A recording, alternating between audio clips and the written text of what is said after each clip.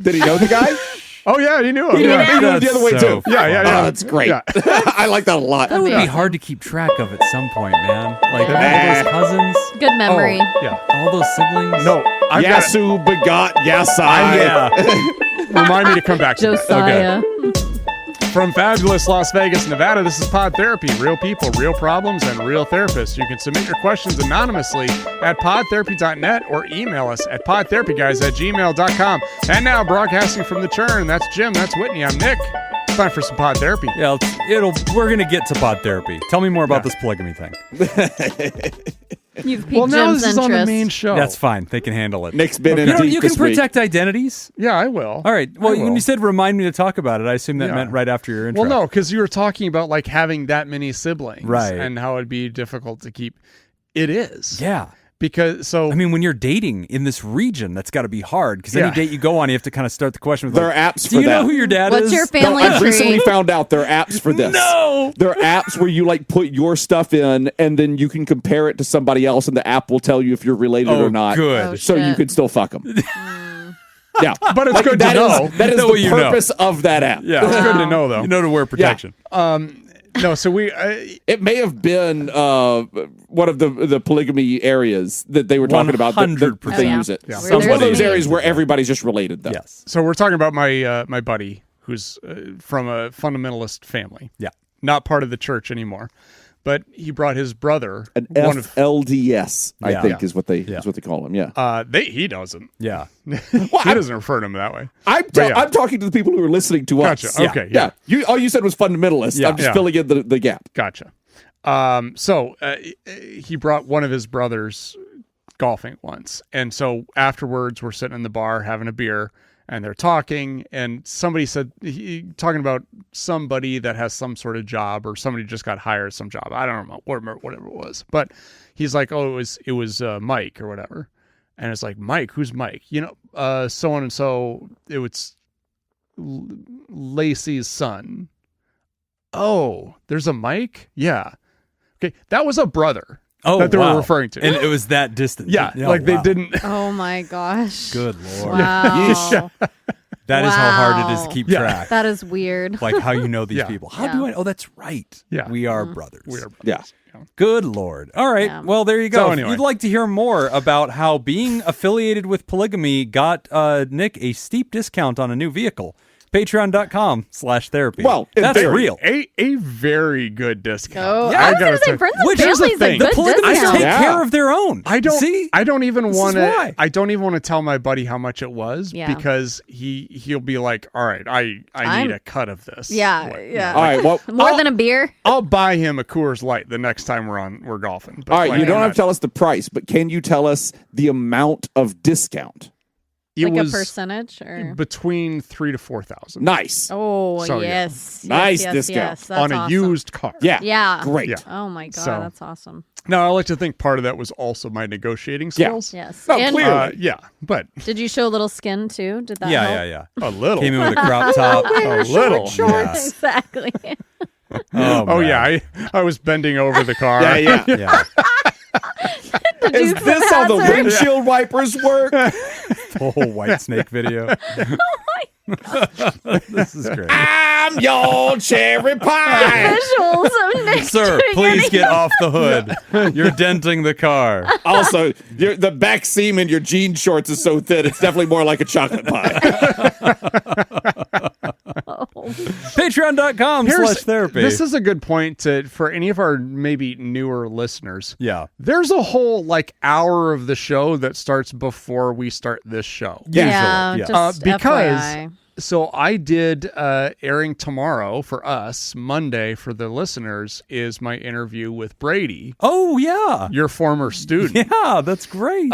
Who informed me that he listened to the show for a long time before realizing that there was an hour episode that starts before the main show. Oh, yeah. And he thought, rightfully so. Yeah. Rightfully so, he thought that we were just starting episodes with Jim being like, "Okay, guys, start laughing. We're going to start the episode. Oh, we want to wow. make sure we're starting good." And I was like, "Oh, that's funny. 100% on brand." Yeah. I'm not above that. But no. That just happens to not be what we're doing this time. Yeah. No. And also, I would have done that if we weren't also already recording. There are no guarantees for future shows. God, that's really funny. Well, yeah. So, listeners, if you're like, hey, why the hell do people patron the show? That's probably the biggest reason is they get the... It's an extra show. Yeah, they get a whole extra, cut of time, which is usually 30 minutes to an hour. Yeah. At least, yeah. Which we need to have him on the show at some point, bring him into the studio, preferably on a day that you're not here. Okay. Oh, yeah. Because I would love to have Whitney and Jacob in the studio with me to just ask him questions. Ask him questions. Just a wealth of Yes. knowledge All right. on Jim's past. I am He's got on board so with this. much dirt. I'm on board with this. I want to give a little A+ note. Yes. I don't think it should be on a night when Jim is not here. I think Yeah. Jim should be here. Okay. Just behind sitting in the a corner. plexiglass Yeah. I was shield. gonna say Yeah. sitting Over sitting there. over there. Yeah. Unable to speak. Yeah. Just watching in pain. That's it. All right. Well, thanks, Brady. I'm looking forward to hearing whatever the hell came up in this interview. Yeah. This will be fun. He talks about the birthmark. Oh, Lord. Patreon.com/therapy. Jacob's so random. Oh, check it out. So we do have a couple of really good questions for today's show. And we're leading off the order today with financial communication from a Nana wife. Hello, Pod Therapy crew, long-time listener, first-time writer. Huh, I know we've heard the name Anana wife before. Da, da, da, da, da. Anana wife. Dun, dun, dun, dun. I'm looking for a bit of AKA insight. Jim's wife. And, yeah, oh, that's right. Anytime it's Anana wife, it's just my wife. Yeah. I'm looking for a bit of insight and hopefully advice on how to deal with an ongoing issue with my husband. We've been married for a few years and generally have a wonderful relationship. We have great communication on nearly everything and work well together, except when it comes to money. We both work professional jobs, come from upper middle class families, and make good money. When we purchased our first house a few years ago, he accidentally put his entire savings, as well as the money that was given to us at the closing and supposed to be used for property taxes, into the principal of the house. Of course, this was also right before the wedding, and we ended up in a not-so-great financial situation for a few months. Since then, anytime money even comes up in conversation, he shuts down. Every month when we have to discuss bills, we haven't fully combined finances yet and need to communicate about it. It gets done, but it's almost like his entire personality changes. And then he's completely shut down for the rest of the day. I've tried to discuss this with him many times, both in the moment and at different times, and it has never gotten us anywhere. In the past, I have had friends, bosses, significant others, etc., all use the silent treatment and ignore me as punishment or a way to get back at me. It has in the past been the precursor to things like breakups, and been because it was used as manipulation, etc. I recognize that my panic when this happens is my own trauma and attachment response, but even with years of therapy, I've not figured out how to get rid of it completely. He's also aware of this. Currently, we're in an ongoing cycle of hell regarding this, and I'm at my wit's end. My husband inherited a very significant amount of money. We knew this was coming, and he always said that once this happened, all would be good. Well, it's not. We're closing on a new house in a few weeks, and he has admitted that he's terrified something is going to happen, putting us in a terrible financial spot, even though the amount we have in the bank is nearly doubled the cost of the house. I have tried talking about this many times. I've asked if he's mad at me. No. What's the story he's telling himself? Shrugs shoulders. If everything is okay, yes. Is he okay? Yes. What can I do to help? Nothing. Can we talk about it? It's fine. He realizes it's not rational and has even admitted that he was fine without a portfolio 2 months ago. But now the thought of liquidating any of it is causing significant distress. There are moments of logical clarity, and then it's totally gone. He refuses to see a therapist. To make this worse, this new house needs new flooring. While my husband has fully admitted he could live in a cardboard box and be fine, I have bad allergies and want our house to be nice and homey, which is why the 30-year-old carpet needs to be replaced. Yep. And the first floor really should be replaced as well. Hey, I'm willing to buy that 30-year-old carpet Yeah, if you want to sell it. He's friends Mine's- with polygamists, if that helps. Well, my carpet's like 40 years old, so this is a huge upgrade. If you can get him a microwave, too, we'd all appreciate that. Careful how you carry it. Yeah. It's a little slippery. Anyway, we would replace the whole first floor prior to us moving in. It was nasty. I'm and, with you on this. Much We did that in easier. our house. So much easier to replace all the flooring before you move in. Yeah, definitely. We picked out the carpet and engineered wood together last night, but once he realized last night that it would be about $25,000, I'm not sure how he didn't do the mental math prior to this, he has been in total shutdown mode, hiding in the basement, playing video games, completely ignoring me and refusing to talk. I cannot wrap my head around his perspective on any of this. We also both have retirement accounts. We're in our early 30s, and we know we will be inheriting triple what this amount was from a combination of both sides. In the future, this is not even money we will need for retirement. This is causing massive distress on my part, and anything I've tried to do to improve communication or address it has done nothing. The story my brain is trying to tell me is that he hates me because I cost too much, and he's going to divorce or cheat on me, which is absolutely ridiculous, but I cannot seem to get rid of the intrusive thoughts. I'm at a loss and at my wit's end. Any advice is greatly appreciated. Thank you, Anana wife. Dun dun dun dun dun. Oh my gosh. I think this is the part of the show where we weaselly just throw out Patreon.com. Yeah, you need to be patroning /therapy. the show, Anana wife. You seem to be rolling in fucking dough. Why don't you Don't just tell go your cut a little husband. cheddar off for your friendly radio therapist? And you may have heard a little bit about an extra show that happens before the That's main right. show. Yeah. Let's cut our buddies Matt and Mattingly's ice cream social in on this thing. Oh, I was saying our Patreon Patreon. version of the show. Yeah. But yeah, you can cut in Matt Madeline's ice let's cream get social everybody too. a little Great. taste, okay? Life coaches and therapists aren't cheap.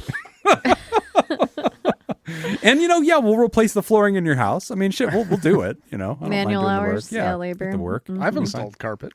Okay. Oh, I have too. I was going to say, I know Jacob's got some handyman skills. Yeah. My flooring install days might be firmly in my past. Yeah. Nobody wants to. I don't have the knees for that anymore. No. Yeah, that's tough. Yeah.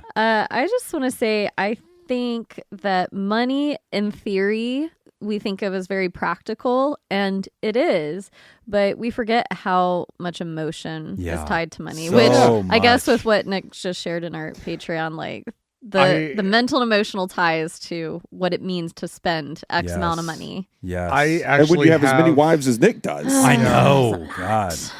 so expensive. That's why you got to hold on to microwaves. Yeah. I get and You carpet. get a free microwave. You hold on to that. Microwaves and microwave carpet in the don't face. grow on trees. So it's funny. Jim's father-in-law has tried. It's funny that this letter comes up right now because I had a similar conversation with Laura last night. We went out to dinner and we were kind of talking about the car and everything, and it was kind of bothering me because she was fine. She wasn't like judgy or anything, but I just felt that there was something going on that she was not telling me. And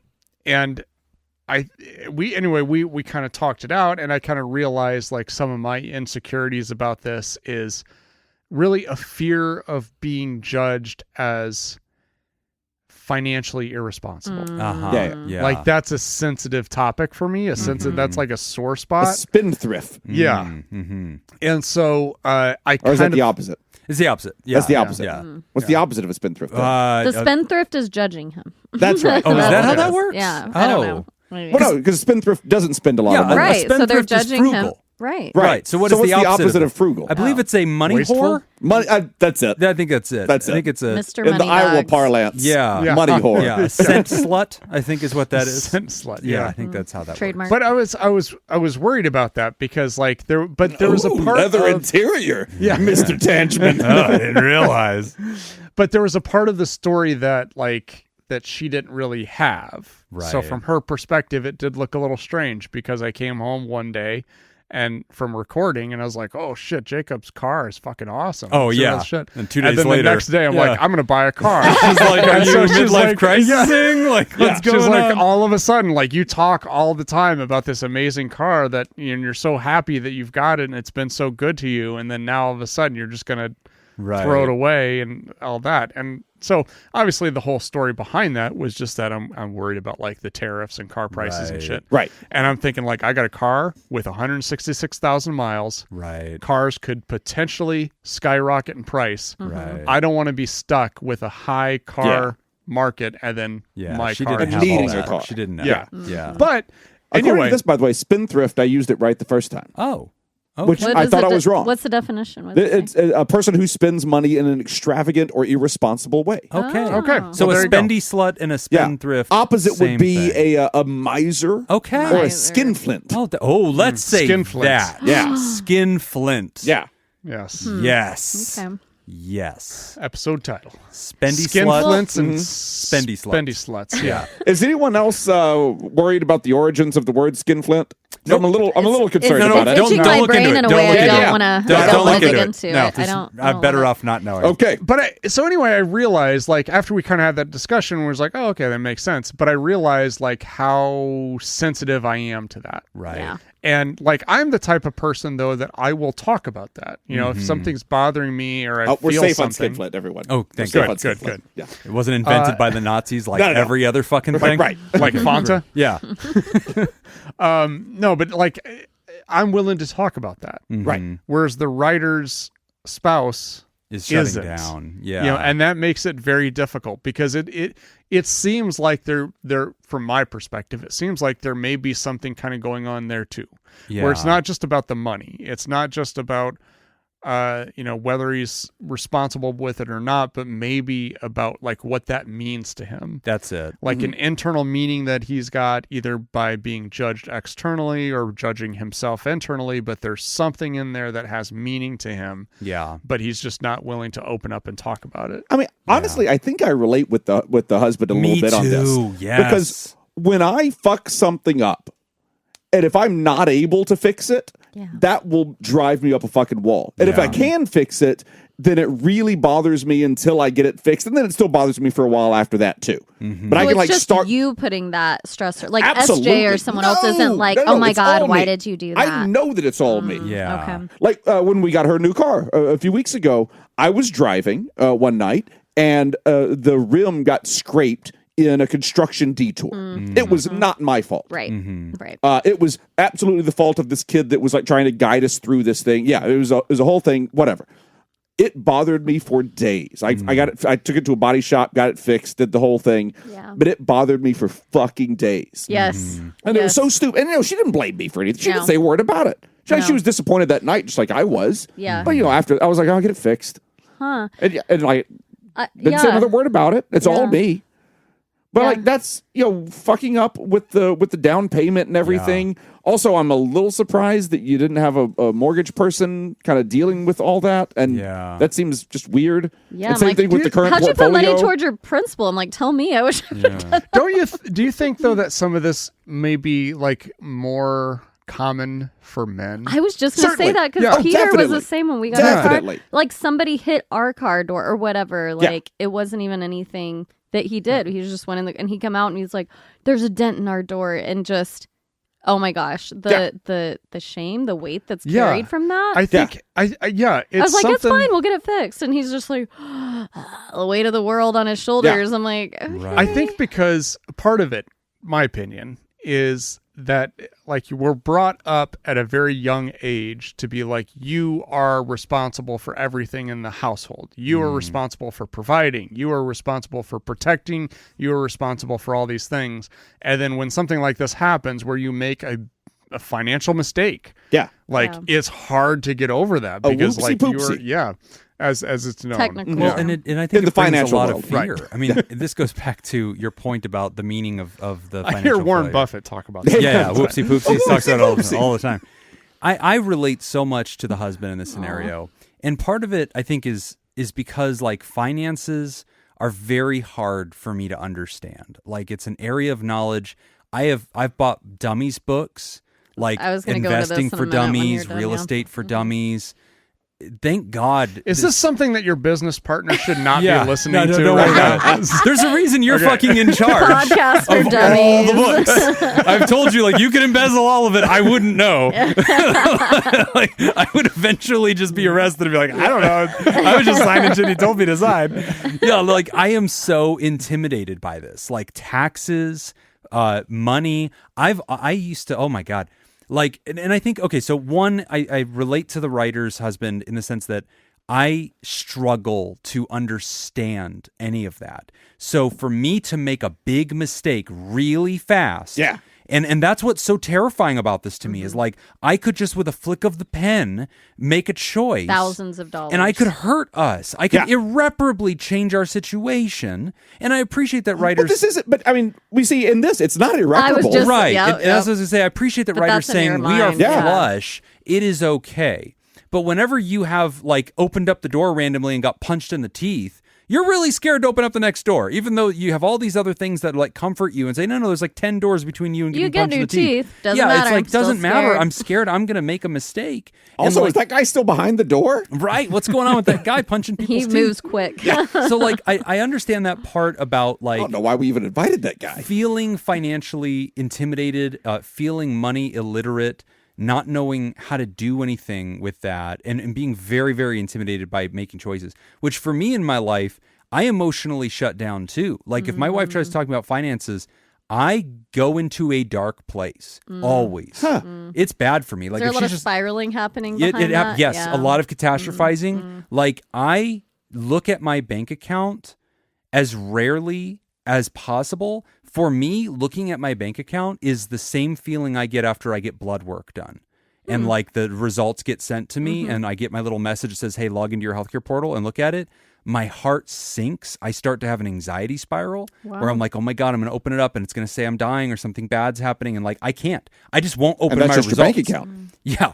And so with like, I'm the same way with banking and like student loans or something. Like I recently got a letter from my student loan servicer saying, hey, Trump would like you to know that you're a piece of shit and he'll never, take care of you. Yeah.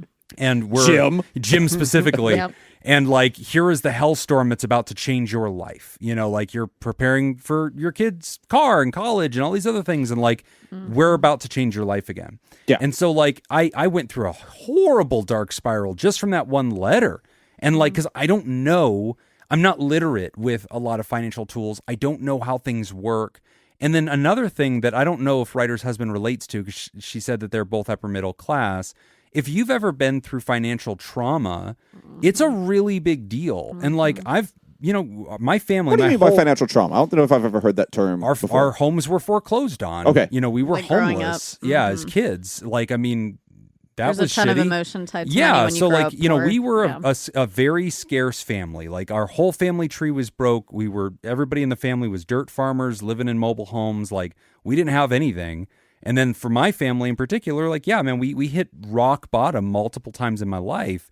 And so like for me, I am very scared of finances. Like I'll never feel safe. And it's interesting because like when I hear the writer's husband having this mentality and she's like, I don't get it, dude. We're going to have like quadruple the value of this home. Like we're set for life. Like we've got retirement money. Why are you still acting scared? When I hear that, I relate to that. There is no amount of money that I will ever have that will make me feel safe. I will always assume somebody can reach into my pocket and take it all away, or I could make one bad mistake and lose it all, and I'll be homeless again. And like that fucking like lives over my head. And so like I don't know if the husband's been through financial trauma, but if he has, writer, it is really hard. Yeah. Like I've been married for 20 years. My wife has no financial trauma. She came from a strong family. Like she's always They felt got tractors. safe. Yeah, they got tractor money, Tractor money.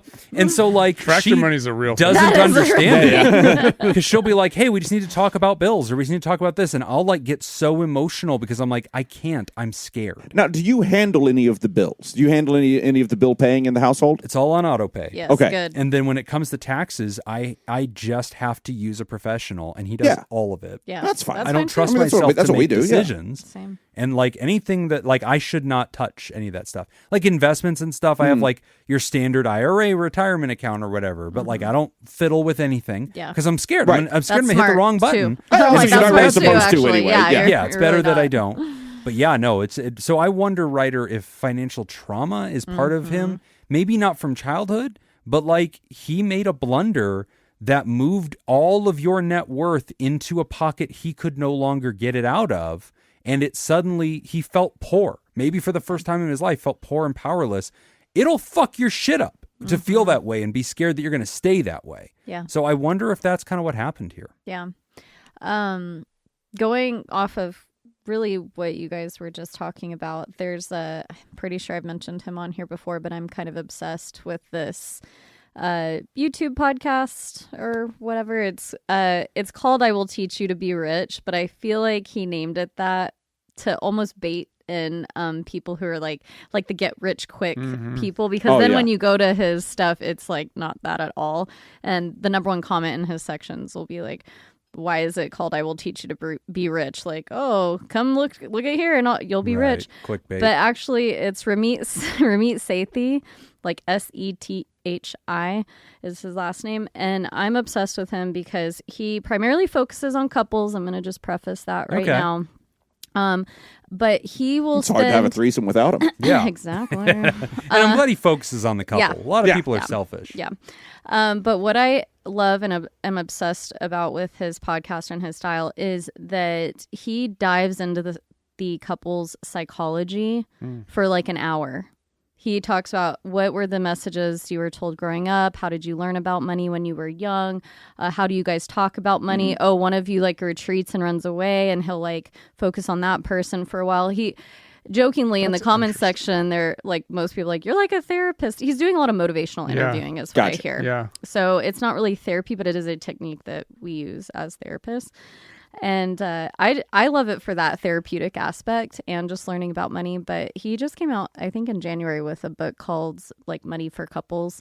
I haven't read it or anything, but he also has things like a free conscious spending plan, which you can go in and fill that out to almost like right size, if we're going into what Jim was talking about, like catastrophizing, bringing things into a very clear perspective that's very simple too. He's like, don't overthink it. Just like, how much are you making about, which gets tricky when you're like Jacob or like Peter and I, we have very fluctuating incomes, like depending on the month, the year, whatever. Like how the OnlyFans is doing. Pretty good so far. Good job, Pete. Patreon.com/therapy. I put that ass up there. On We also host Whitney's OnlyFans. But yeah, so I am just going to throw that out there. You know, maybe your husband, if he's not wanting to go see a therapist to kind of dig into those emotional issues, maybe watching someone else go through it. If you want to go in and find like a title or something that feels like it fits you. Because some people, he actually gets a lot of flack for mainly interviewing people who are like wealthier or better off. Some people, even we make $600,000 a year and we feel like we're living paycheck to paycheck, and people can't understand that who don't make that much. We're like, what? But he dives into how your mentality around money and these stories we tell ourselves affects how we spend it. And I mean, just having money definitely doesn't fix everything. Yeah, because you still have a nut. Right. You still have the cost of your life. Yes. Right. And like when COVID happened, you know, all of entertainment shut down, and we all kind of went like, oh shit, now what? Yeah, Vegas would never shut down. They didn't even have locks on the doors. Yeah, they literally had to chain the doors together because they had to figure out a way to close them up. And I'm sure Peter did the same thing. Oh yeah. We did a whole lot of like looking at things and going like, this is what our life costs today. Yeah. Like right now, these are what our bills are. Just because the income has stopped doesn't mean the bills stop. Right. And so I mean, you still have to do all that math. So I mean, no matter how much money you have in the bank, you're still having to kind of juggle all of that. I would wonder. You say your finances aren't completely tied together yet. I would wonder if you could. This is going to come out not how I really mean it to come out, but you could give him some jobs. You could give him some responsibilities in the home finance. I don't know, something that for him to take care of. Not that it's something that he's able to take care of, because he's probably able to take care of any of it, but just make something his responsibility to kind of start easing back. I don't know. Yeah. I don't know how to deal with this. I mean, obviously they need to grow as a couple in this area. Yeah. It's still a new marriage. Yeah. And this is where we need to kind of zoom in on the writer's concern for herself, right? Because she's saying, look, I don't know what's going on with my husband. Yeah, but she's she said, having I'm anxious attachment. Yeah. And she said, look, my brain is trying to tell me that he hates me. I cost too much. He's going to cheat on me. He's going to divorce me. And Ryder has a lot of good self-awareness to say, look, guys, I've been through some pretty bad situations with relationships. When people stop talking to me, historically, it goes very badly for me. I don't handle it well. I spiral. And then it leads to the end of the relationship, even with jobs. And so, like, Ryder, I'm really glad that you have that insight and that you're able to sort of say, look, I know that my feelings are not facts. I know that that is ridiculous. But whenever he pulls away from me and shuts down, I'm scared I'm losing him. Yeah. And this is a tough thing because, like, you're newlyweds. And so I just want you to understand that finances are, I think, historically, one of the most challenging areas for couples to sort out and get on the same page. Because how you handle finances, this is like, if you're in mismatch about like your financial like understandings or emotions around finances, that's like being in mismatch about whether or not you want to have kids. Yeah. Or like being like sexually incompatible or something like that's like one of you is like, whoa, this is not working for me. Yeah. It is a hard thing to break through. And you're correct to think that therapy is a really useful tool in this, because we usually want couples to sit down and do like maybe a financial literacy thing together, or like some kind of like book work, or couples therapy to start talking about this, and understanding a little bit for themselves. But I definitely don't want you living in this anxiety bubble of believing that because he is scared of finances, which is a very broad thing, everybody on the show is relating to that means you're to blame. I don't see that connection. Him shutting down, I think, is because, like for me, I shut down on these kinds of topics all the time, not because I'm angry that my wife is trying to talk to me about it, but because it is beyond my emotional like battery pack to deal with it. And so like she has to like warn me in advance, like, hey, I'm going to ask you in like 2 weeks to talk to me about this problem. Like, do whatever bullshit you have to do to get ready. Like, So okay. what do you do? Get really drunk. I get really drunk. I usually just don't come home on that day.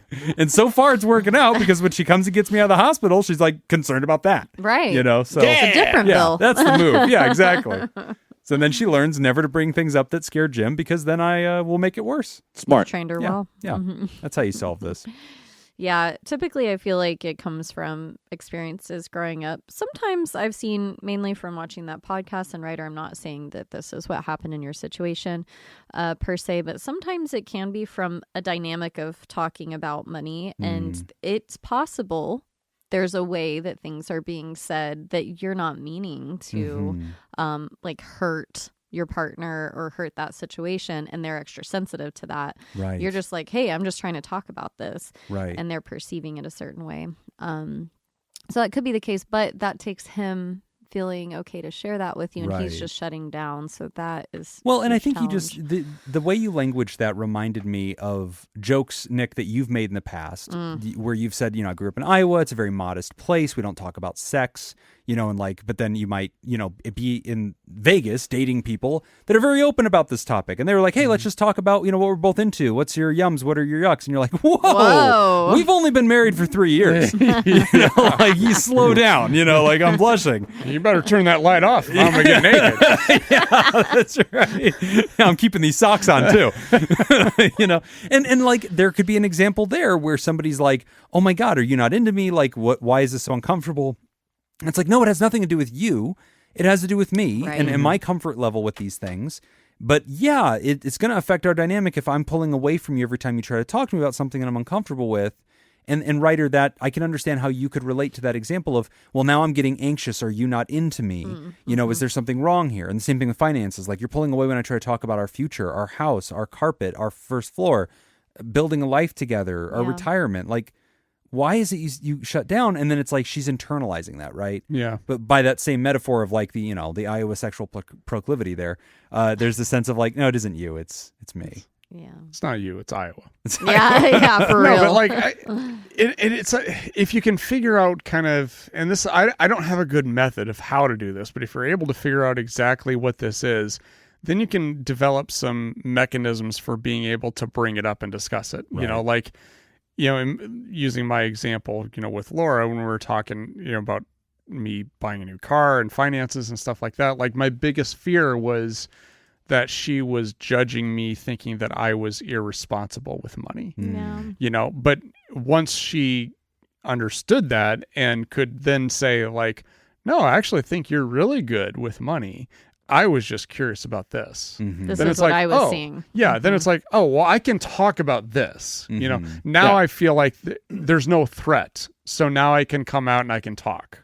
You know, Right. as opposed to if I feel there's a threat and I'm going to be attacked or I'm going to be judged, then yes, I'm going to retreat back into my little area so I'm safe. Right. Yeah. But I think it's very important for a wife and anybody in that position to do that personal like self-talk so they do not spiral into that anxiety. Yeah. You Yeah. know, because that will only make it worse because then we're going to react in the sense of desperation when clearly this is hard for this other person. This topic frightens them. Yeah. And so like you're going to chase them and they're going to flee from you.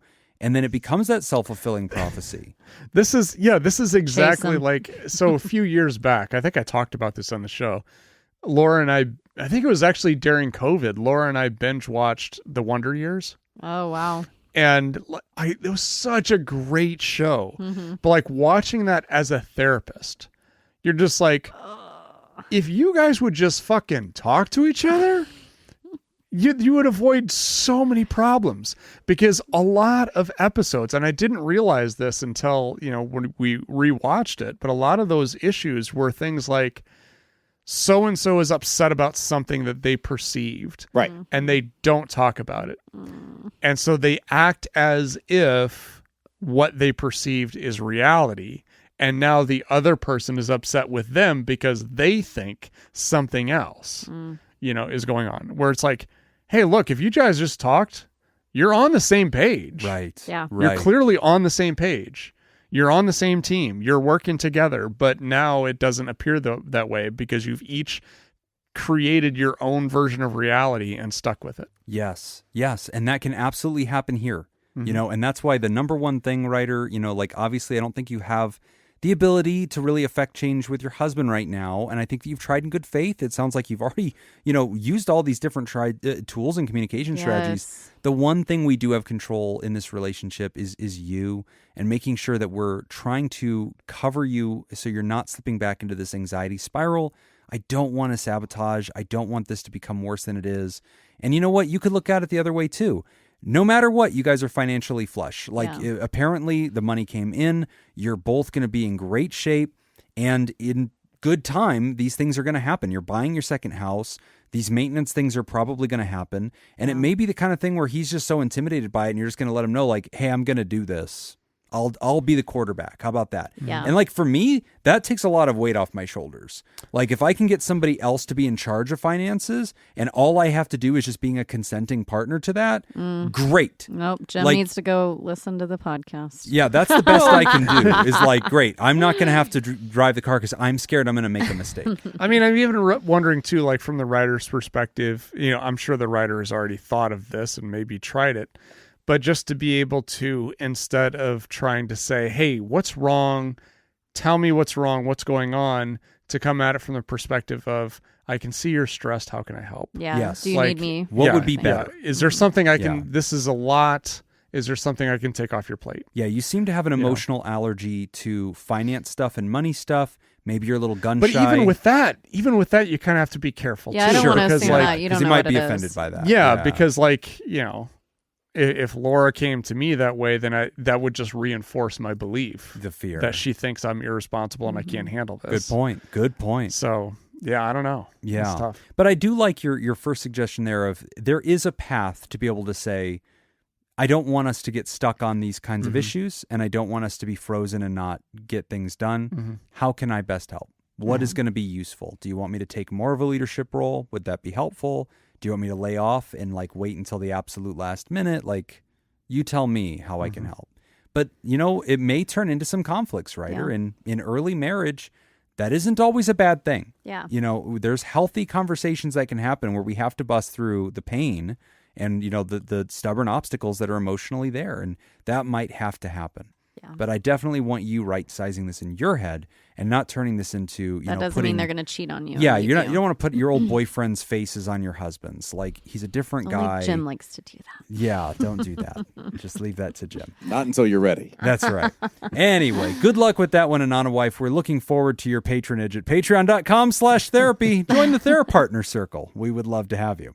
We're going to take a quick break, and when we come back, we're talking about how to support a partner with borderline personality disorder.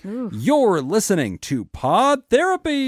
Today's episode is brought to you by Judy Schneider, Leon Kassab, Carolyn Albert, Sammy Scoop, Sarah Smith, Mike Helm, Darren Cunningham, Cody the DeLorean Guy, Brady Malachuk, and Gabrielle Adam. Would you like to sponsor the show? Become a therapy producer at patreon.com/therapy. All right, 90s trivia continued. Woohoo. Jacob, did we go you first? I don't know. Yes. He's going to kill it. Which Seattle-based band sparked the 90s grunge music Jesus movement Christ. with their 1991 album? I'm not even going to give you the album. Don't Give me give the me album. Give it Don't- the No. Let's hear the album, Nick. You know I already know it. It's Foo Fighters. It's Foo Fighters. Never mind. Yeah. Never mind. Clever. That would be Nirvana. It is. Whitney. I need to hear more of this Yes. music like I need a hole in the head. I'm Jesus. sorry, that was terrible. Oh.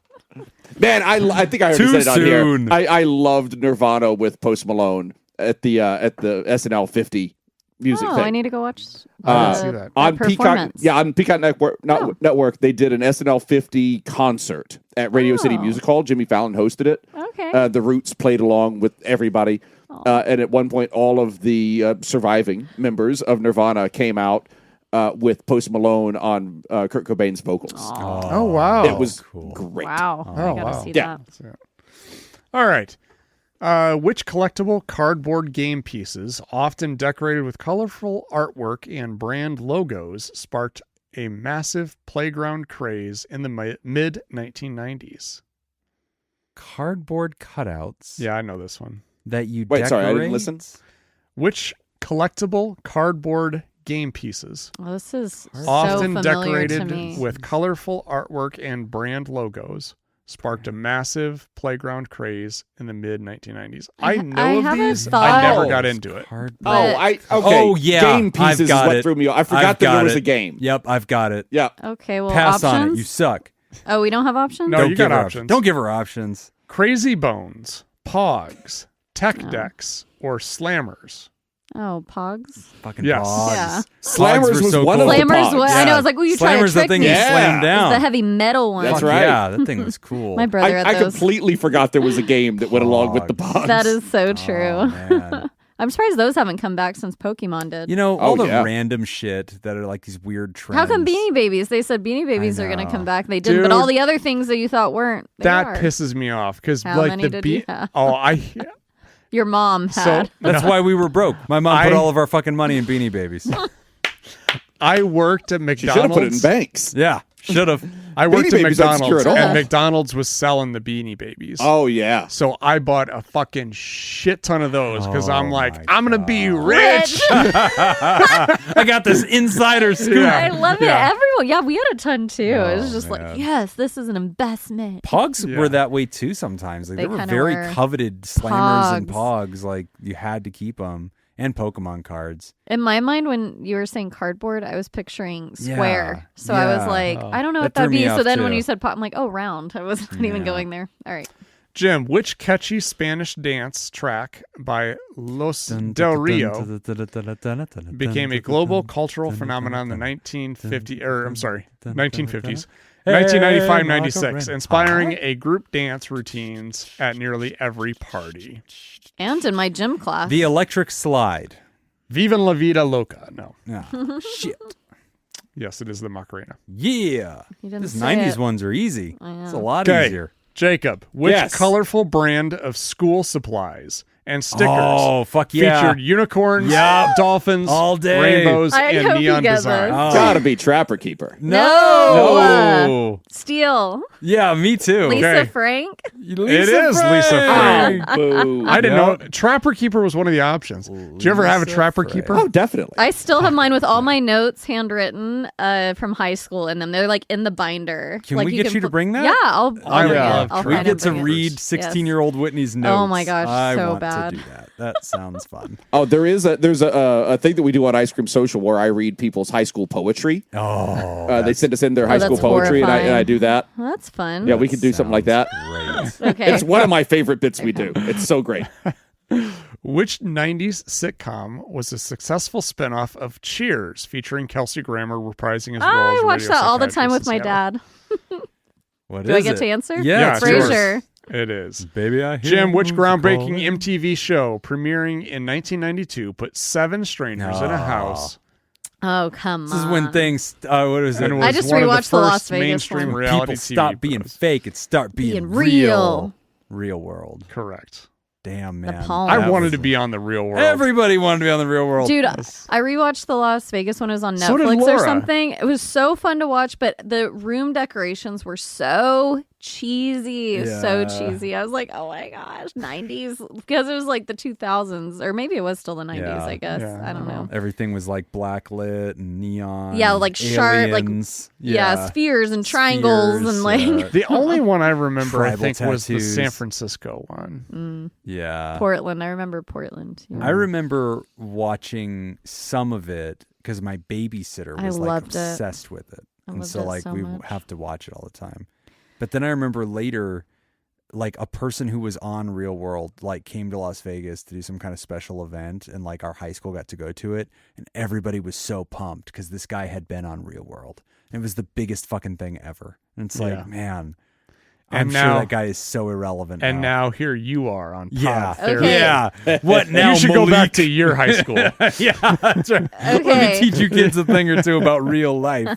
There was a girl, I don't remember which season she was on, but I just Googled her because I remembered her first name, Tanya from The Real World. Mm-hmm. And when I was in high school, like, you look like her, you look like her. What do you think? She's showing us. Oh, I the- could see that. Like, Let Yeah. me see. Yeah, that's Whitney, right? Yeah. That's just basically Whitney. I was like, oh, So for Shut the up. listening audience, Google Tanya from Real yeah, World. there you go. And then, That's what Whitney Give looks me your like. thoughts. yeah, we have photos of Whitney on all of our social media accounts. So you just go there. Does We she do know now? about those? I'm like, we do now? Onlyfans.com/podtherapy. We've pretty much taken our Follow photos the, off. follow Yeah. the link. We got the look at money the data. beats. Yeah. We know what's going on. With the money beats at the front. We know it's not about us. Whitney's only here to be eye candy on our audio exclusive show. All right, I'm in the lead. How to support a partner with borderline personality disorder from Anonymous. Hello, Pod Therapy folks. I've heard that y'all need some questions, and I've had some stuff weighing on me, so I figured I'd write in for some education and advice. I've been with my partner for 7 years. We have a wonderful little boy that is toddler age. Our relationship has had tons of ups and downs over the years, but it's settled quite a bit since the birth of our son. We've both been working on ourselves, and it has led to a much more stable relationship. However, recently it's started taking a turn for the worst. Fights are becoming more and more common, and they are getting more hurtful. For a little more background, I've been in personal therapy for a few years and feel like it's made a huge difference for myself and my relationship. My partner has been seeing a psychiatrist for some time now, and the medicine she has been taking has made a noticeable difference. She's gotten a few diagnoses, but recently it all kind of switched to borderline personality disorder. It was something that she was afraid of, as she's had friends with BPD and noticed some similarities, but also noticed how toxic they could really be. I was hoping you all could give me some information about borderline personality disorder. I've done research and my partner has tried to educate me, but I was hoping you could share some wisdom on the subject. Like, what even is a personality disorder? How is it different from other disorders? I would like some advice on how to support my partner through this new diagnosis, but also how to protect myself. I'm not going to sit here and pretend I have clean hands, but she said some of the most hurtful things I could imagine. Our relationship is struggling from it, and I've been putting serious thought into whether we should continue, which is difficult when it affects us and our son. I want my son to have a stable family and home, but I also don't want him growing up in a home where his parents are constantly screaming at each other and say horrible things to one another. Sorry if this is a little long or weird. I'm really not sure how to word what I'm looking for. I look forward to your advice. Anonymous. Pronouns are he and him. Mm-hmm. Question Jacob as the layperson with a PhD on the show. Yes, thank you. Yes. When you hear I borderline, didn't spend 8 years at college just to be called Right. Mr. Jacob. Exactly, Dr. Jacob. When you hear borderline personality disorder, does anything come to mind? Do you know anything about it? I know a little bit about it. What do you know? Because I'm curious. I know people. You don't know that Nick and Jim and I have talked about it in the past as well. I know people that have been diagnosed with borderline. And I believe that in the entertainment Yeah. industry. Checks out. It's one of the higher concentrations of diagnosed mental illnesses in like a sea of professionals that you're going to find. That's fair. I don't know. I don't have a great answer for that. Yeah, and just to point out that it's kind of weird and tricky, and I think sometimes people know people who have been diagnosed, but they're like, what does that mean, though? I know from conversations with Nick and Jim. Jim is in the restroom right now, so I'll speak for him a lot right now. We've turned his mic off. He's still there trying to talk. You're welcome, everybody. But I believe, Nick, that what you guys have told me about it in the past is that it's kind of an umbrella term. Is that true, or am I making that up? I mean, in the sense that it's hard to diagnose. Okay. Yes, It's is. really- It makes sense when the writer says that. They're like, oh, there's been other diagnoses, but now we're at borderline. I'm It's like, very hard to diagnose, as with any personality disorder. Okay. Yeah. It is just there's a lot to it. It's also one too that I think people don't like to diagnose it. Like, you want to try to figure out what else it would be instead of that before you get to that. Because is there much you can do with it? I mean, like, as far as medication, I don't think there's a medication really. There's some psychotherapy techniques that are helpful. Dialectic behavioral therapy was developed for bipolar, That is or the I'm gold sorry, standard. borderline personality disorder. So yeah, it's just, you want to try to find anything else that it could possibly be, but it is very kind of hard to diagnose. I think people throw the term around too quite a bit. Borderline and narcissistic personality disorder. Well, yeah, narcissistic. I mean, is right like, now is like a hotbed. I'm like, okay, it doesn't mean they're a narcissist. It means they might have narcissistic traits. We have to correct. They can be colloquially a narcissist, right, without being a diagnosed. Literally, I think narcissist in today's society just means that somebody doesn't like you. That's fair. Usually. Yeah. That's who I call said like narcissists. a true narcissist. Yeah. No, just kidding. Sounds like something a narcissist would say. Anybody who doesn't like me, I assume that they are a narcissist. Is it unfair of me to think of borderline personality disorder as an umbrella term? Am I thinking of that incorrectly? How should I be thinking? Personality disorders is an umbrella term. Yes. Okay. Borderline is man. Seems like it makes it more borderline to me then. Yeah. It kind of touches on ones from other areas, like borderline and like, speaking of narcissistic personality disorder, there's some overlapping, things there. So maybe that's what you're thinking of. Like, borderline has some traits that do show up in other. So it's a big Venn diagram, and other things come into that as well. I would say, personality disorders as a whole, you're going to have a lot of circles. There's going to be a lot of overlap. Yes. In a lot of that. That's a good way to say So that. that's probably the context in which we talked about it. Okay. Yeah. Right. So let's talk a little bit about personality disorders in general, and then let's zoom in a little bit on borderline. So this is a little bit controversial. Zoom in on the borderline. So personality disorders are tricky, right? Because when we have another kind of mental illness, like take anxiety, it is bothering you, the human, a lot. You are suffering from this. And so it's very easy for us to quantify this is clearly an illness because it's causing this many units of suffering to you personally, and we want to treat that, right? And you're coming in asking for help. Personality is already a really complex thing. And it's also really difficult to define what the lines are around a personality. Like, when is somebody coloring outside of the lines? Mm-hmm. Because you look at personality over time. Like, if you said define the personality, like take an 18th century German person. Like, and I have. Yeah, taking them liberally. Lovely. But like, what is I their recommend personality? What is the personality of a military person? What is the personality of a teenage Hawaiian girl? Like everybody's going to have these very different personalities, and like we assume at some point that personality can be so off, so different that now it's a disorder. Yeah, right? that becomes very difficult. Like where is that line that it becomes a disorder?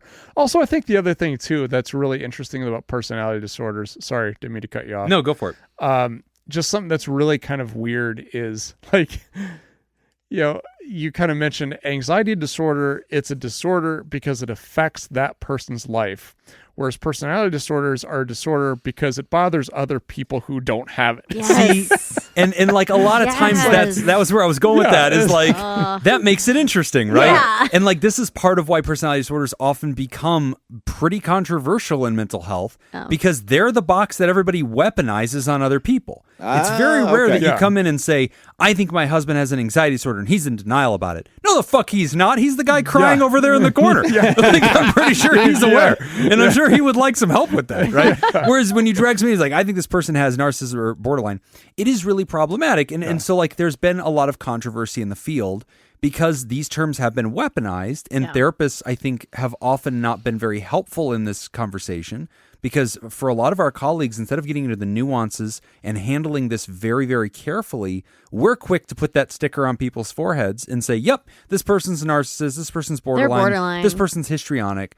And so I've always had, I think, a very difficult relationship myself in mental health with any of the personality disorders. Same. I've always struggled. I'd never really want to reach for that as a diagnosis. Look at what your wife's going through and look at how she said, I was scared of that diagnosis. A lot of people are. And that's another problem with it because I've had patients that, yes, they do have true borderline personality disorder. It is destroying their life. And I am trying very hard to help them. I've also had patients that have absolutely real narcissistic personality disorder, which also, by the way, whenever you've really had somebody, not for that, because everybody else is dumb. And they were like, I need to talk about how fucking stupid everybody is. How do I cope with these idiots in my life? Let's talk about that. Tell me all about all the dumb people. Like, oh my God, they're all so crazy. And like, working with this person long term, then I realized, oh, yeah, this is what's going on. And what's fascinating whenever you truly have narcissistic personality disorder, it really helps you understand how everybody else that gets accused of having that doesn't. Like, whenever you've really seen it, you're like, nope, this is what it looks like. It's like if you've never treated bipolar. And you've been using that phrase, right? You're like, oh, I think she's so bipolar. They Her were mad mood, today and happy she was tomorrow. mad and happy. Right. And then you meet somebody in mania, and you're like, oh, that's what it is. You can see it from space. It's like, yep, now I know what that looks like. The criteria was legit. They weren't lying. My favorite thing with students is they're like, I have this person, I'm not sure if they have unmedicated bipolar, and I'm like, I'm going to stop you right there. They don't. If they did, you wouldn't be asking. You wouldn't be unsure. You'd fucking know. So, like, BPD. Your patient is just slightly unpleasant. This person is not what you think.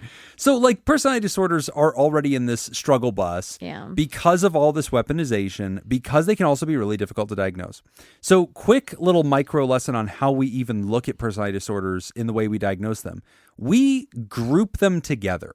And so we have these clusters in the DSM-5 that kind of group together different like patterns, and then we kind of look for those. So we have cluster A, which are odd or eccentric personality disorders. And these ones are actually pretty obvious to us. So things like paranoid personality disorder, schizoid personality disorder, and schizotypal personality disorder, which are very similar to schizophrenia, right? So we tend to notice that. Cluster B is dramatic, emotional, or erratic disorders, antisocial personality disorder, borderline, histrionic, and narcissistic. And then cluster C is anxious and fearful disorders like avoidant, dependent, and OCD, which OCD is a diagnosis, but then there is obsessive compulsive personality disorder. And if you get into the weeds of that, one of them is like this acute kind of reality. The other one is this broad, expansive, chronic reality. And we do have these ways to kind of tease out the differences. The personality disorders do have value as a concept. I just wish we could do better as a diagnosing community with the way we theorize this. Like, I would love to come together and change. Let's get rid of personality disorder. That'd be a great phrase to throw the fuck away. Because when you tell somebody your personality is broken, disorderly. what is the treatment? I don't know. Try to get you to be less of a dick for the rest of your life. I mean, Yeah, it's that almost is. like That it's is like the treatment.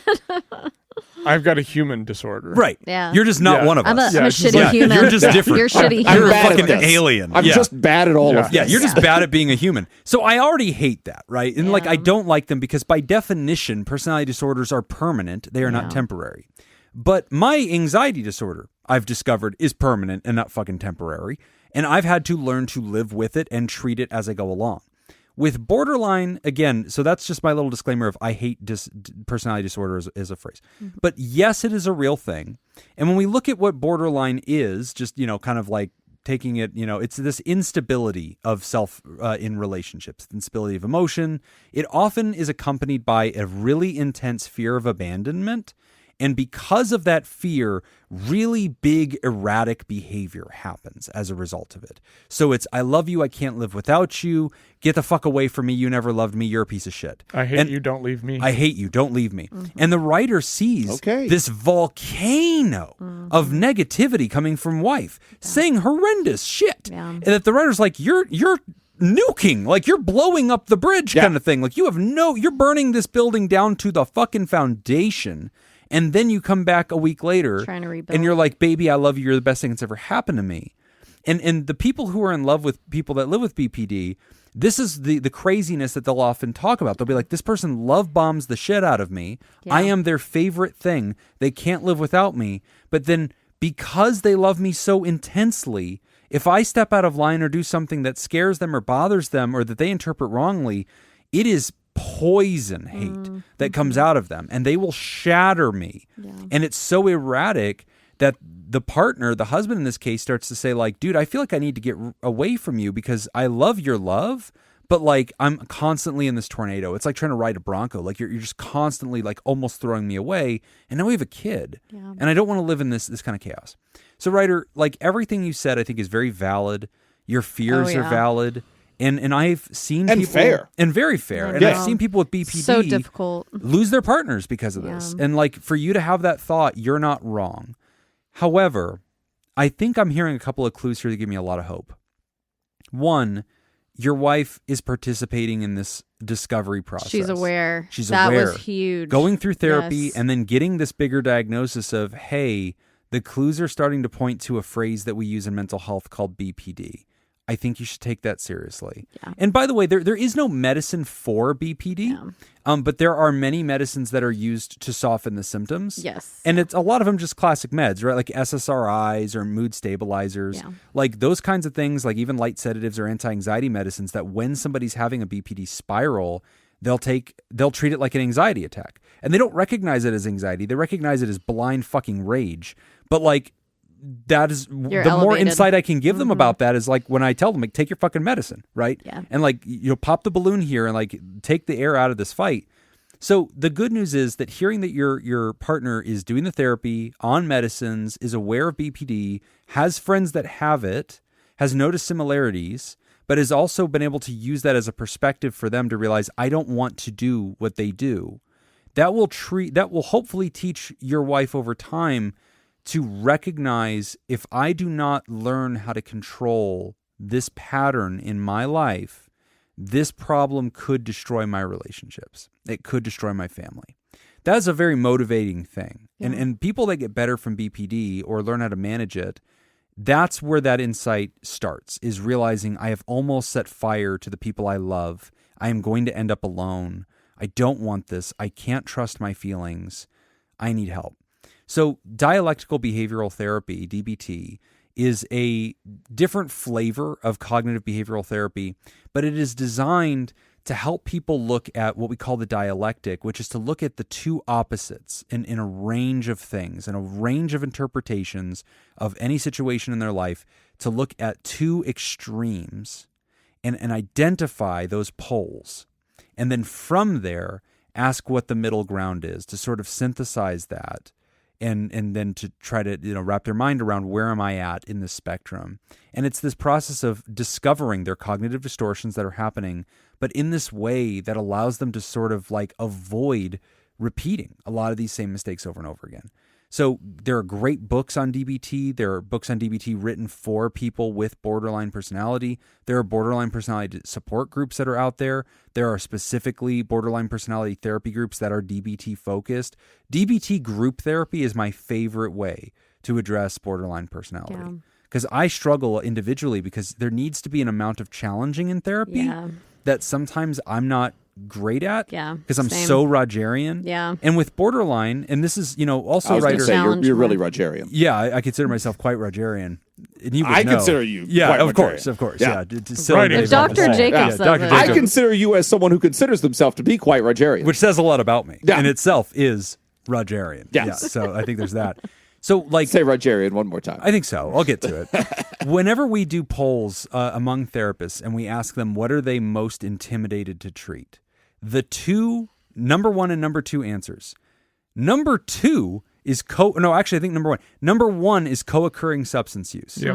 Everybody's fucking that makes terrified of sense. it Yeah. because most are not cross-trained and they're Yeah. like, oh shit, if this person's also using heroin, I don't know what to do. Yeah. How do I That's- teach them how to get better? That's why people don't ask. They just don't ask. Yeah. They just would like to yeah. not know if you're also abusing Yeah, substances. if you go in your office, your therapist, and you said that you spent the last week drinking alcohol, a fifth of vodka every day, they'll just be like, okay, how are your emotions? Yeah, Like, yeah, I how don't- are you? I don't want to hear about it. So like just tell me. sad. How do you feel about that?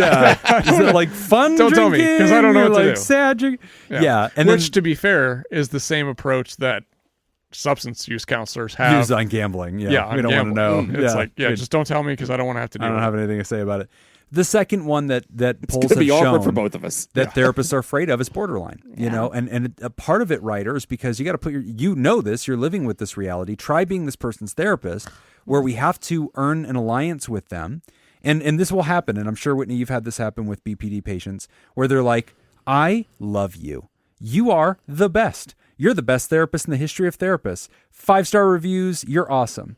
And then they come back later and they're like, I just really feel like you're fucking this up. I really feel like you're not helping me. I feel like you say the wrong Why am things. I showing up? You said this the other day, and I just I thought about it more and more. I realized you are wrong, and you don't understand me at all. And like as a therapist, you got to backpedal really fast. Yeah, you feel crazy. Yeah, and you're like, what? okay, and like we can't get defensive and be like, no, you're fucking wrong. You're the sick person. You have I'm to the sit in that therapist. and be We're like- gonna trust It's a lot my funnier if goddamn you do, though. judgment. Yeah, it'd be a lot funnier. But like obviously we don't do that, and so like we backpedal and we have to be really strategic and be like, okay, wow, thanks for that feedback. And we still have to be validating even when they are BPDing out right now. Yeah. And like it's very hard to challenge that because they'll turn their wrath on us. Yeah. But group therapy is able to do this in a way that no other method can because you're That's among interesting. peers. And the peers can hear it in your voice whenever you're doing it. And then they do it and then you're all holding each other accountable. Yeah. And you're using DBT was methods with the guide. Yeah, I was gonna say, is there almost a level of like, I don't want to call it shame, but I guess more like accountability when you're in that group setting, because when it's one-on-one, it's like, I have an opportunity here. No one else is here to challenge me except that person. Right. So I'm going to lay into my therapist and go off on them. But in group setting, it's like if you tried to do that with the one person that called you out, you are risking multiple people jumping on your ass Yeah. and being like, shit.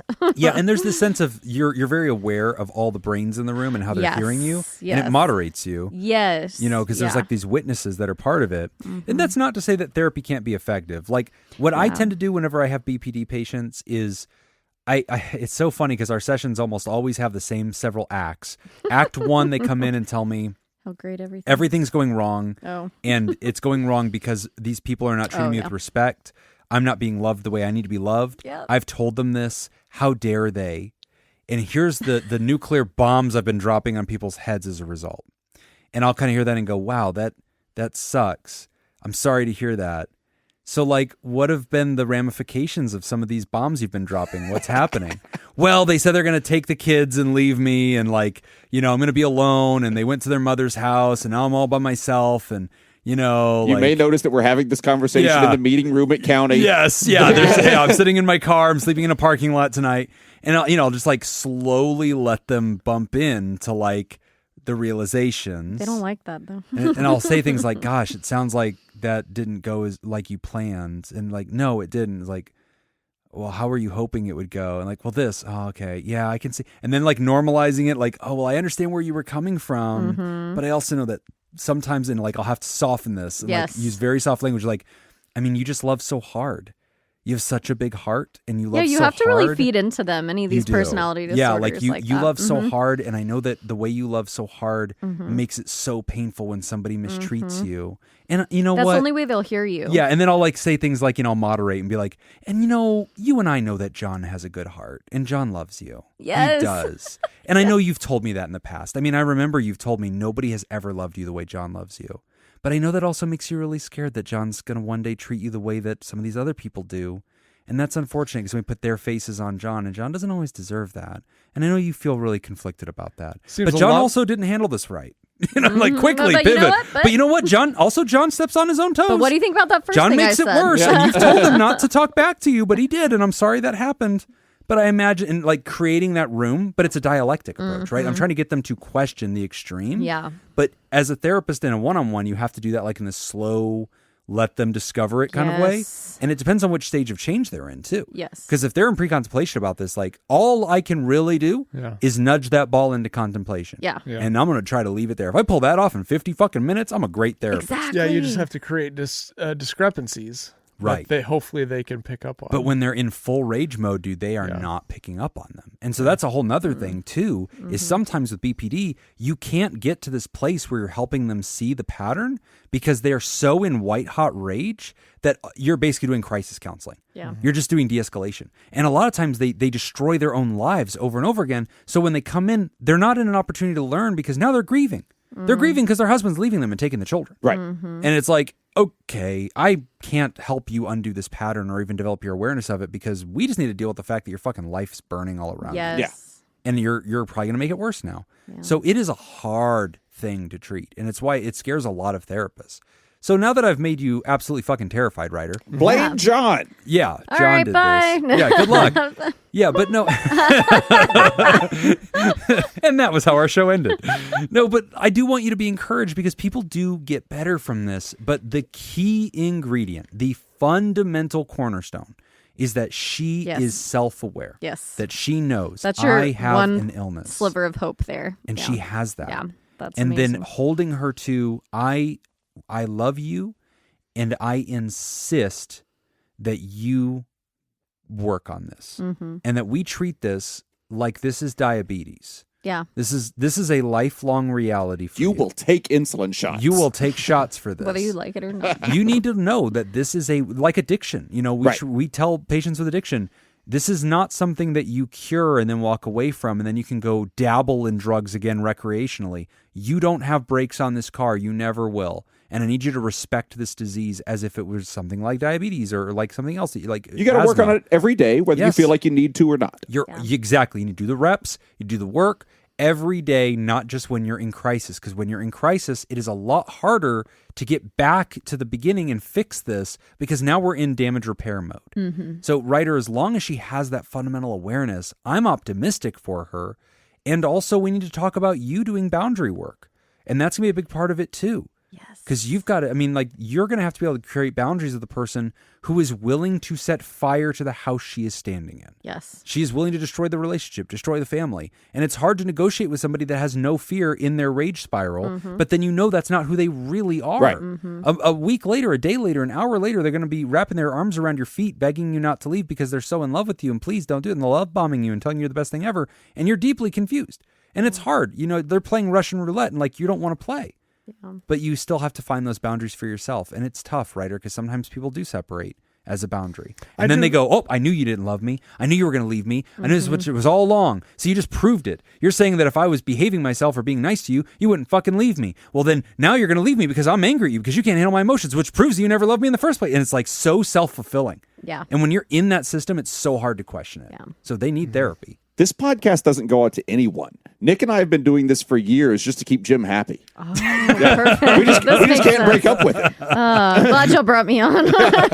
Jim brought you on. We don't know I you. know. It has been an recruiting. 8-year gaslight. That's all this show is.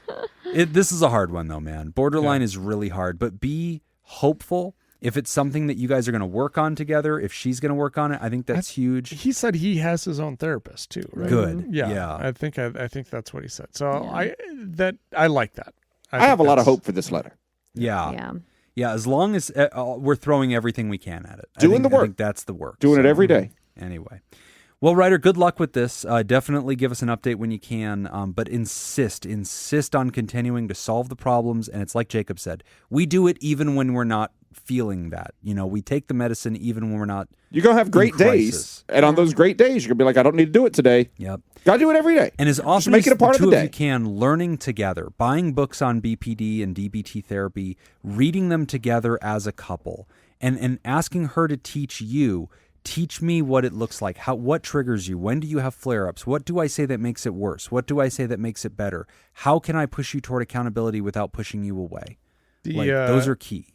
The gold standard book, at least when I was in graduate school for borderline, was Marsha Linehan's book on DBT. I don't remember the name of it, but I'm trying to remember, but I believe she was a therapist or is a practicing therapist and also has borderline personality disorder. That's interesting. But she was kind of I don't know if she was the founder, but she was in the very beginning stages of the development of DBT. So that's definitely a good book. Yeah. Another one's Walking on Eggshells. Ooh, that's one I recommend sounds for appropriately named. friends and family of people that have BPD should read Walking on Eggshells. Are there any narcissistic personality disorder treatment groups?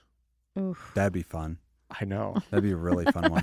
I think it's called Real World. Yeah. It is. Yeah. Again, I think. We're here to deal with my problems. Yeah. No, we're here to deal with my problems. I think it was called Jersey Shore. Yeah. That's what that was. Jersey Shore. Anyway, good luck with that, Ryder. We're going to take a quick break, and when we come back, we are wrapping up the show. You're listening to Pod Therapy. Today's episode is brought to you by Judy Schneider, Leanne Kassab, Carolyn Albert, Sammy Scoop, Sarah Smith, Mike Helm, Darren Cunningham, Cody the DeLorean Guy, Brady Malachek, and Gabrielle Adam. And if you would like to sponsor the show, you can become a therapy producer. Patreon.com/therapy. Should we do another round of trivia? Hell yeah. Yeah. All right, let's finish this off.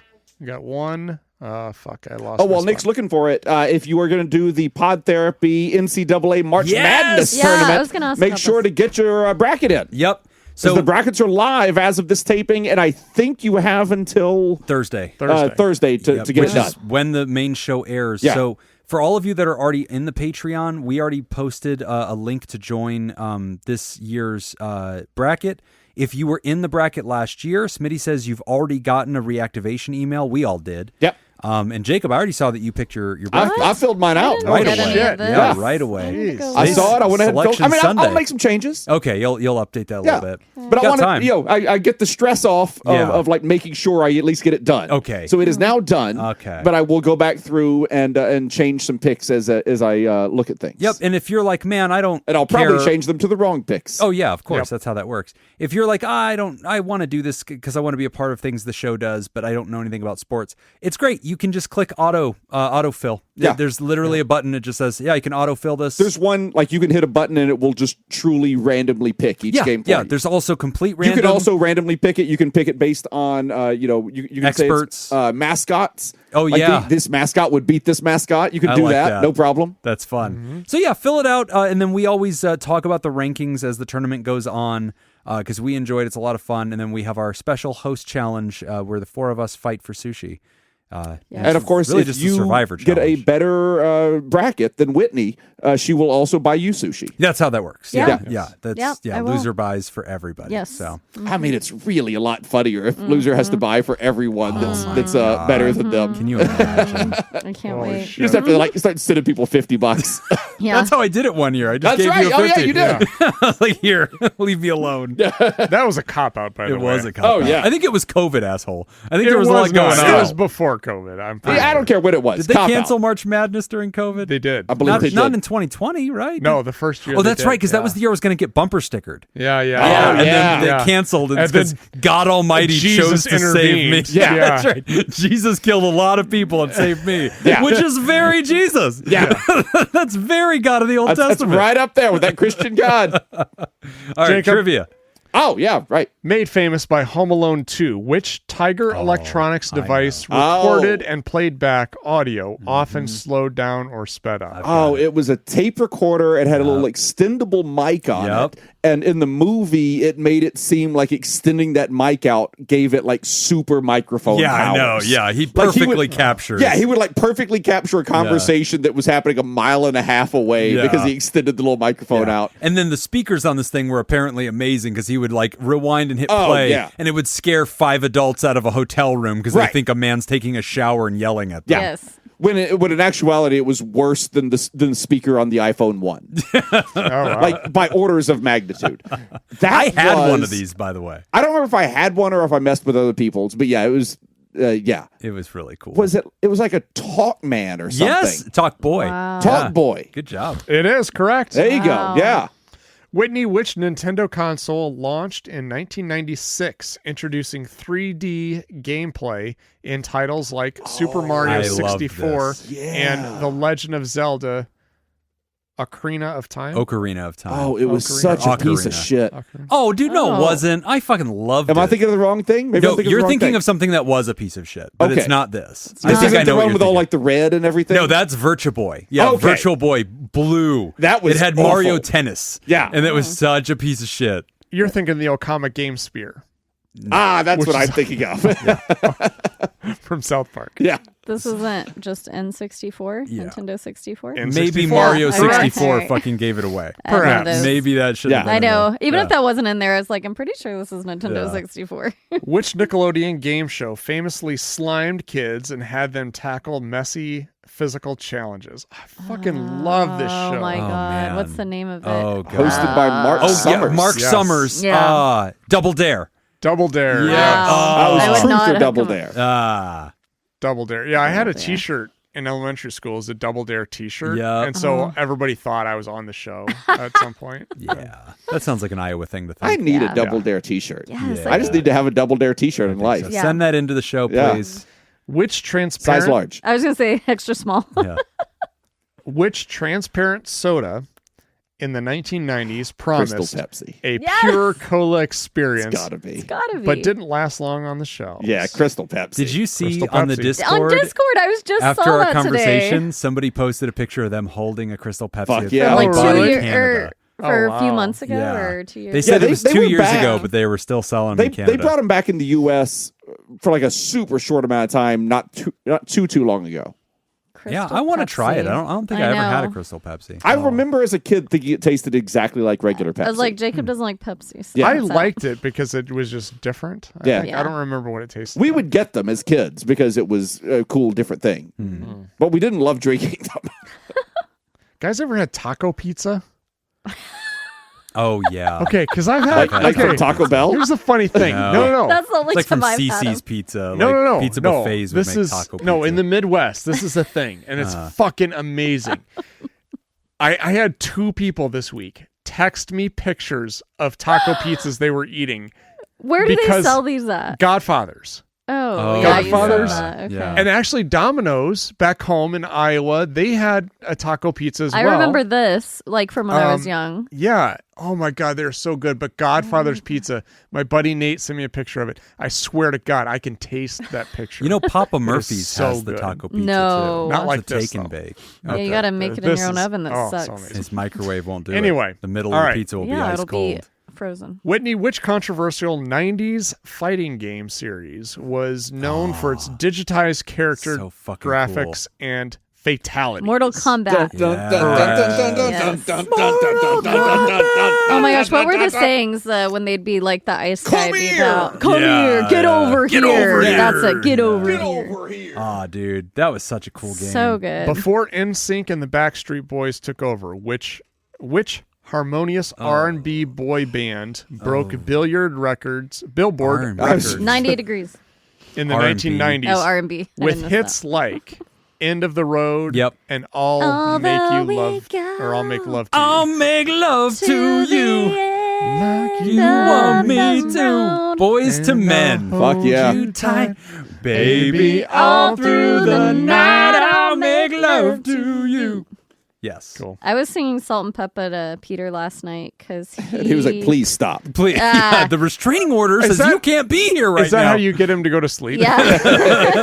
It's my That's how she gets him little... to leave the room. Yeah. I have such a headache, babe. I got what you need, honey. He was saying something. He was laying in bed and I said something. He goes, oh, that's none of your business. And I was like, ain't none of your business. And I was like, if she want to be a freak and sell it on the weekend, none of your business. And he's just staring at me. He's like, is this a song? I'm like, yes, this is a song. And then I had to play it for Do you remember in The Other Guys with Will Ferrell and Mark Wahlberg how the boss is fucking Michael Keaton and he just keeps dropping TLC Don't go references. chasing waterfalls. Don't go chasing waterfalls. Like, Captain, you know. No scripts. You guys, I don't want no scrubs. Scrubs, a guy can't get no love from me. Captain, you know you're quoting. No, that's TLC. He's like, what are you guys talking about? That's funny. And even at the end, like somebody gets shot and he's still doing it. It's like, Captain, really? Like this has to stop. Yeah, that's what I amazing. imagine goes on. In high school choir, we sang Boys to Men songs. Ooh, We had a group of the guys that would do little acapella Boys to Men. I don't remember if it was acapella. I don't think it was. Acapella would be great. Because we weren't like a glee club. It was just like the school choir thing. Oh, okay. God, Yeah. dude, Boys to Men fucking ruled. Yeah. And I still know the bass parts to a lot of those songs just because Because you had to learn yeah. them. I thought when you were asking that question, because you led with NSYNC and Backstreet Boys. I know who you were thinking of. Yeah. New You were Kids on thinking the New Kids Block. on the Block. Oh, I yeah. thought you were going to be like, That's okay, 80s so though. who's that? And it's like, Yeah. fuck. That's more 80s. Did you know that, wait, somebody famous was in New Kids, and we just discovered this the other day, and I think it might have been Mark Wahlberg. No, Donnie. his brother. Donnie Wahlberg. Donnie Yeah. Wahlberg was in New was Kids. in New Kids on the Block. Yes. Yeah. We were too young to know. Yeah. He was I remember the- my older He was cousins. the bad Yes, boy. yeah. He was the badass. My friends' older yeah. sisters were all into New Yeah, Kids on I the Block, remember but it all missed us. the older kids. Yeah, Yeah. they were into Yeah. Vanilla Ice and New Kids on the Block, and I remember like just trying to get it. We're not going to talk about Milli Vanilli? Are we allowed to? I mean, I think so. I don't know. Are we allowed to? The scandal's so fresh. As we wrap up the show, the right stuff. Damn, that was so good. Oh. Yeah. As we wrap up the show, we want to remind you can sign up at patreon.com/therapy. You can get the extended show. It is extended, Brady. There's a whole nother portion of the show. Many would argue the better part of the show. The part where we're not doing therapy. You're just hearing about our lives. And enjoy the show ad-free a day earlier on the same podcast app you're listening to us on right now. New Kids disbanded in 94. Oh, they lasted longer than Yeah, I thought. that's yeah. longer I did not know that. Enjoy our Discord community and our weekly deep dives, interviews, skill shares, research roundups, and rants, all at patreon.com/therapy. This week on the Patreon only show, you literally hear about my research. Yes. Yeah. Scientists. Yeah, I do some scientific research on this week's Patreon. Yes. The I believe results I just Well, picture you in a white coat with Yeah. the I didn't goggles say in it's, your... it's done. Yeah. Nobody said the research is It's never finalized. done. No. It's never done. But we've taken some good first steps. Always 10 years away from solving this. controversial results. I'll need to Yeah. see your breakdown, your Yeah. methods. So, obviously. Well, at least the The- Excel spreadsheet. The We wanna see peer-reviewed data. paper. Yeah, that is yeah, that's submitted. right. We want the peer review paper.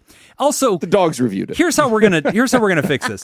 If My you are a peers. listener right now, if you are in our Patreon and you're on the Discord, I'm gonna ask all of you, go buy a Hot Pocket. Okay, go buy 2 Hot Pockets. By 3. Okay, you know what? Let's go with 3. No, you could do this All the with same. Go to Four. Costco, find Make the Hot one- Pocket aisle. Yeah, get a box of Hot Pockets. One goes in the middle of your microwave. Eat it. You got to do them separately. No, you gotta do temperature. Those are too big, right? That's too big. One a Hot Pocket. Yes, but one Hot Pocket is you got to use something small. Totino's pizza rolls.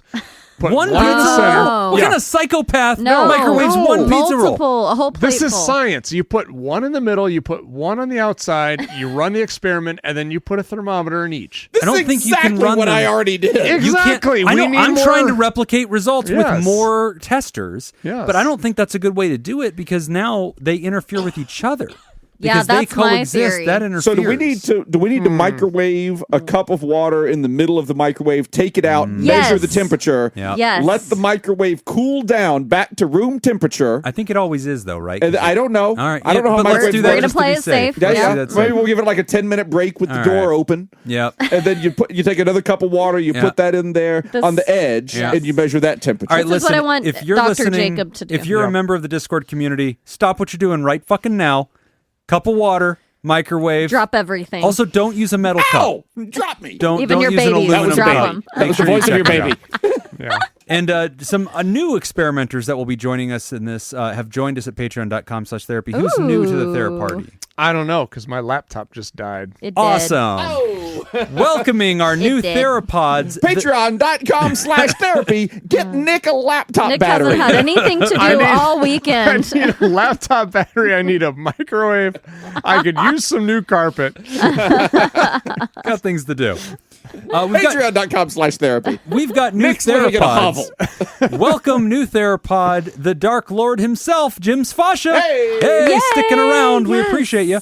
And new Welcome back. Therapod, Matthew Connor, welcome to the party. And new Therapod, Ben Sherman, also rejoining us at the Therapod Love level. Ben Sherman. Love all of you. And we'd like to thank the benevolent, revered, generous, and flagrantly pro-therapy diehards who love you all so much they give till it hurts. The Therapartners, Dirty B and Pickett. And we Pickett. want to thank our bosses, the mysterious and shrouded Illuminati members of the fan club, the Theraproducers. Thank you, Jake Schneider, Myra, Robert Brownie Jr., Mint, Smitty Scoop, Judy Schneider, Kayla Lansbury, Malia, Leon Kassab, Mason Miller, Richard fucking Macy, Carolyn Albert, Kevin Chamberlain, Tess Miller, Sammy Scoop, Ben Stanley slapping your face, Sarah Smith, Adam Hathaway, Byler T, Mike Helm, Paris, Darren Cunningham, Lib, Team Monaco, Thunder, Cougar, Falcon Scoop, Heyo, Oscar Swanrose, A Sunny Boy, Slurpy Kai Motherfucker, Sandra McWaffle, Dan Martin, Han Marie, Andrew Langmead, Emma Kane, Alina, Cody the DeLorean Guy, Sam Cohn, Brady Milichek, and Gabriel Adame. And if you'd like to hear this episode uncut and unedited, And why wouldn't you?